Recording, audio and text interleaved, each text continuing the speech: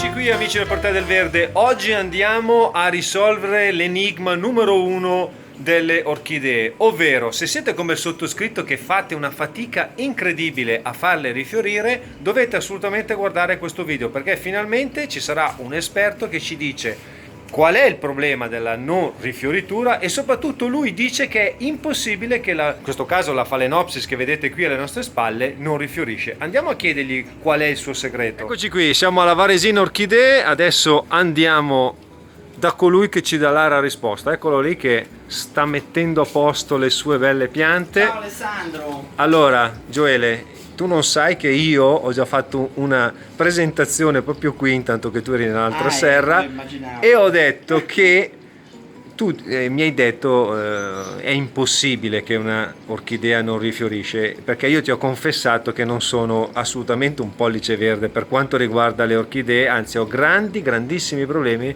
a farle rifiorire. Ci vuoi dire perché è impossibile secondo te? Allora, la prima cosa che mi viene in mente da dire perché una Phalaenopsis a casa non vi rifiorisce è la luce. Cioè, allora, le Phalaenopsis in natura sono piante da ombra, questo è da dire, vivono sui rami bassi degli alberi vicino ai fiumi. Blume, quando l'ho scoperta nell'Ottocento, è stata scoperta proprio vicino ai fiumi, no? I fiori si muovevano così alla brezza del fiume, delle correnti dei fiumi, e è stata scoperta proprio all'ombra. È una pianta da ombra e questo si capisce anche dalle foglie che ha. Vedete, ha delle foglie molto larghe, carnose, molto morbide, proprio quasi che flessibili, e sono le tipiche caratteristiche di una pianta da ombra, perché invece le piante da sole hanno foglie totalmente diverse, sono rigide, sono più simili diciamo alle piante. Quindi mi stai dicendo che la mia Phalaenopsis prende troppa luce? No, il contrario, nonostante sia una pianta da ombra, ma in casa in inverno noi abbiamo troppa poca luce. Noi dobbiamo metterla assolutamente in una finestra esposta bene, esposta a sud, dove in inverno avete la luce, avete il sole, perché il sole d'inverno non brucia, non fa problemi. Difficilissimo che una pianta d'inverno vi si bruci.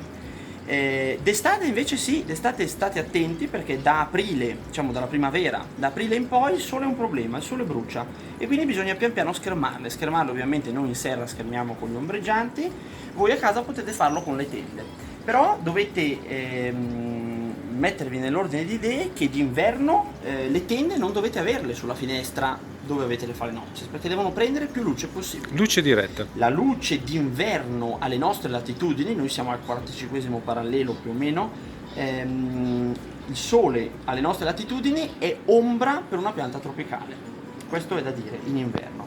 In estate invece no, in estate invece anche il nostro sole può bruciare, perché ovviamente è un sole che non è per nulla simile a quello che queste piante hanno nelle zone ombrose delle foreste dove vivono. Scusa, correggimi se sbaglio, ma tu mi dicevi anche in passato che la Phalaenopsis è una di quelle che vuole meno luce rispetto a una Cattleya, una Vanda. Sì, assolutamente. E di conseguenza allora le altre hanno bisogno ancora di maggior luce? Ancora maggior luce, che però davanti a una finestra luminosa e ben esposta in inverno è comunque sufficiente, perché voi mettendolo in questa condizione date sufficiente luce sia a quelle da ombra che a quelle da sole.